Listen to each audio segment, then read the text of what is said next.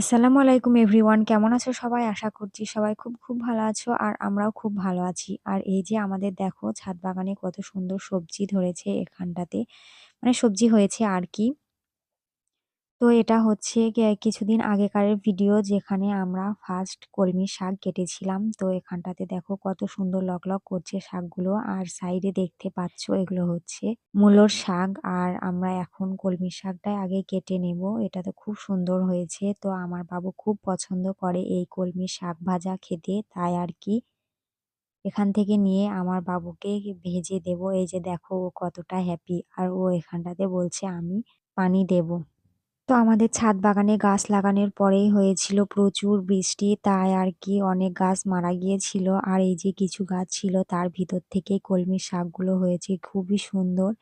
তাই এখান থেকেই কেটে নিচ্ছি কলমি শাক। আর সাইডেও ছিল কয়েকটা লাল শাকের গাছ। আমি ভেবেছিলাম দুটো একসঙ্গে করে আমার বাবুকে ভেজে দেব, কিন্তু আমার বাবু শুধু কলমি শাক ভাজাই খেতে পছন্দ করে। আমি ভেবেছিলাম পরে যদি আর না খায়, তাই আর কি ওগুলো একসঙ্গে ভাজিনি। আফসারার পাপা বলছিল এগুলো কাটি, আমি বলছি না, কয়েকটা গাছ হয়েছে একেবারেই তুলে দাও। তাই আর কি দেখো এখানটাতে পুরোটাই তুলে দিচ্ছে।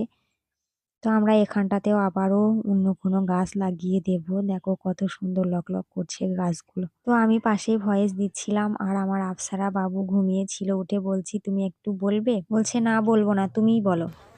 কি তুলেছো? এদিকে বলো, এদিকে বলো, বলো লাইক করো, এদিকে বলো। বাবু, তোমার ছাদ বাগানের সবজি দিয়ে ভাত খাইছো? কি ওটা? ভাজা, শাক ভাজা। তাই তো, টেস্টি হয়েছে, দেখাও টেস্টি দেখাও। Wow, tasty. অনেক মজা শাক ভাজা।